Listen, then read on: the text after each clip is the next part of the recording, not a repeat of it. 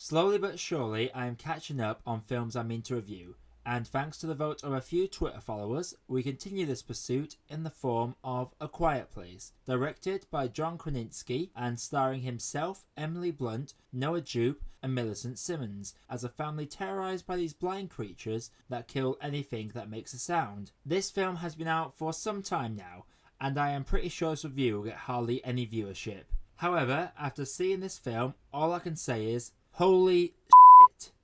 Holy shit. Wow. Wow. This film is outstanding and it so nearly got my perfect rating.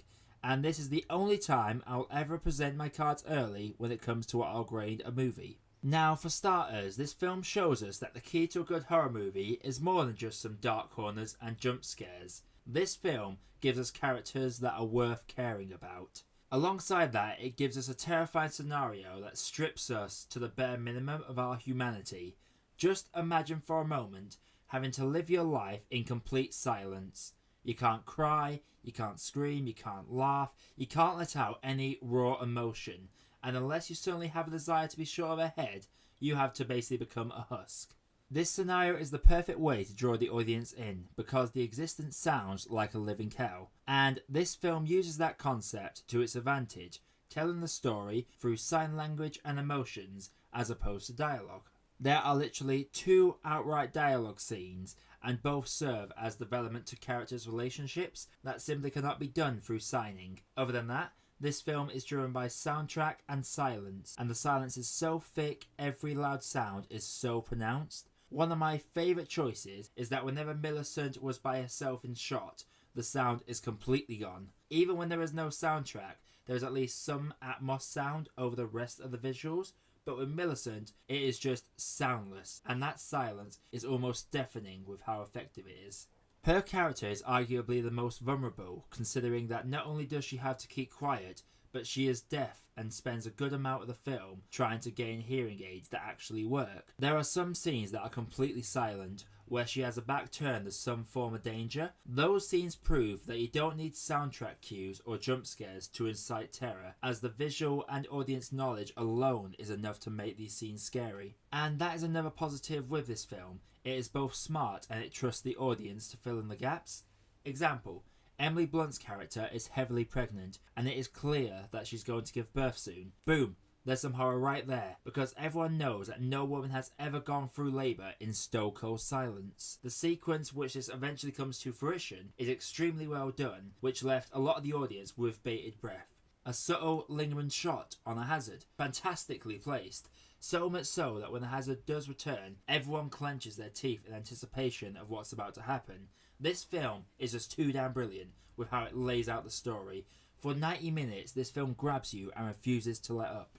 Acting wise, everybody involved is just fantastic. Having to carry the whole performance through just emoting is a very challenging task for any actor, and the fact that we are able to understand exactly what each character was about without the need for expositional dialogue is a testament to the level of quality present on screen. The MVP was really hard to choose. Emily Blunt is a truly fantastic actress. Kraninski delivers one of the best director-actor performances I have ever seen, and Jupe is yet another star in the making. Seriously, get him and Lulu Wilson in a horror movie together, because these kids nail it in the horror category.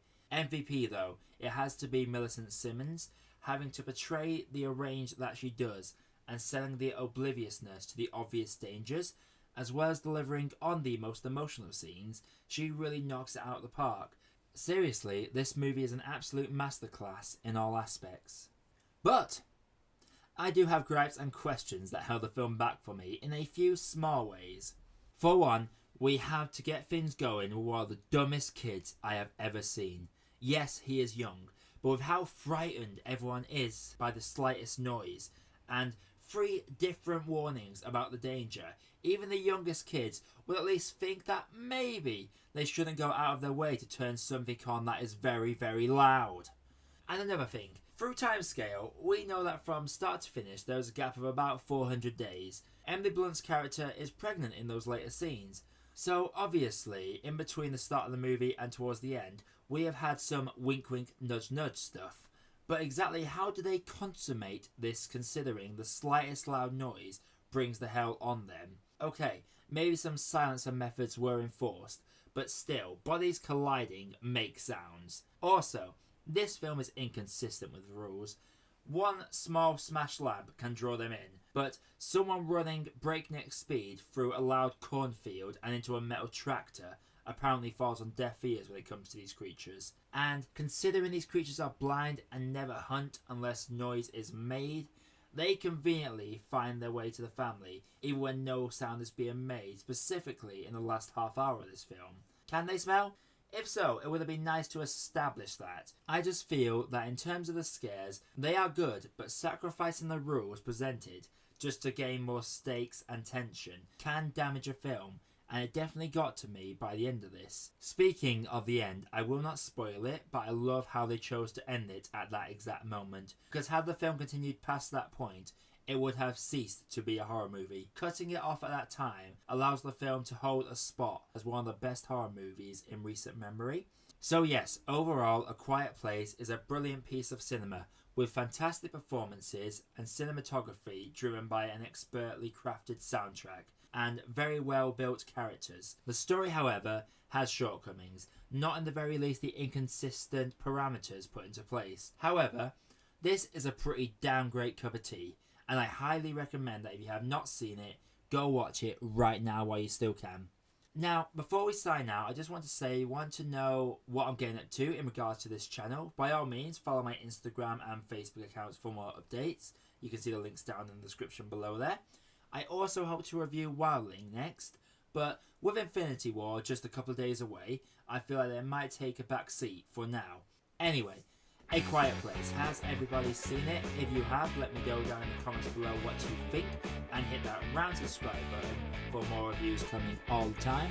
This is that Spikehead Podcast, signing out.